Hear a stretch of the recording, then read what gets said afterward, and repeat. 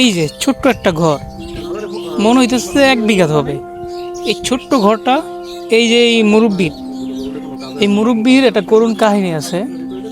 তার 4টা ছেলে ছিল, মানে 4টা সন্তান ছিল, ছেলে সন্তান। এক এক করে 4টা সন্তানই মারা গেছে। আর 2টা মেয়ে মারা গেছে, কিন্তু আরেকটা মেয়ে আছে, সেও অসুস্থ।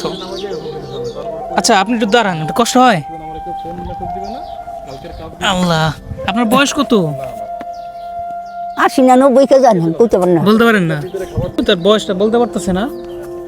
আপনার ছেলেরা কিভাবে মারা গেল? হায়াত নাই, মরিয়া গেছে, আল্লাহ রোগ দিছে।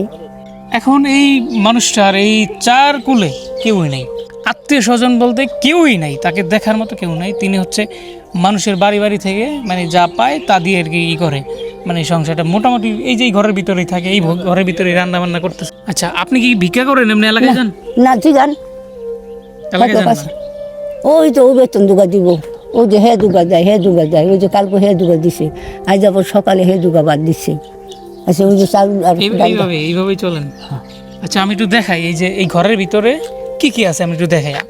আসো, এই যে দেখেন, একটা চুলা আছে, এই যে এই যে খড়ি, এইখানে মানে এই অবস্থা। হ্যাঁ, আর ঘরে চলে আছে। আমি একটা জিনিস দেখাই, তিনি হচ্ছে আমাদেরকে একটু আগে দেখাইছে। তিনি যে জিনিসটা দেখাইছে সেটা হচ্ছে তার কাছে, মানে তিনি এই যে চাল আর ডাল কে জানি দিচ্ছে, এটা দিয়ে আর কি খিচুড়ি রান্নবে। আর খিচুড়ি রান্নার জন্য তেল আছে এই যে এতটুকু, তার ঘরে এতটুকু তেলই আছে। এদিকে আসতে পারবেন? আচ্ছা থাকেন, তাহলে থাকেন, আপনার কষ্ট করা লাগবে না।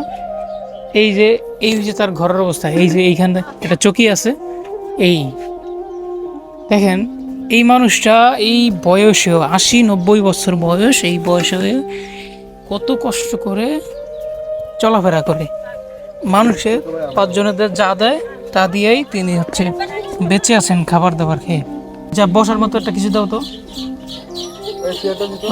রোজা রাখতে পারে না, কিন্তু আসলে বৃদ্ধ হয়ে গেছে, এই বয়সে রোজা রাখা খুব কষ্টকর। আপনি বসেন, হ্যাঁ একটু বসেন, বসেন। কথা বলতে কষ্ট হয়, এই বয়সে অনেকেই আছে রোজা রাখতে মানে পারে না, এই যে ইয়াং থাকতেই পারে না, কিন্তু তিনি হচ্ছে বৃদ্ধ হয়ে গেছে, এই কারণে রোজা রাখতে পারতেছে না। তো এই যে এই দাদির অবস্থা, তিনি এই ছোট্ট একটা ঘরে, আমি যে চারিদিকে দেখাই, এই যে ঘরে এই যে অবস্থা ফাইটটা গেছে। হ্যাঁ, এই দিকটা দেখা, ওইদিকে এই যে দেখছো, এই যে ঘরের অবস্থা।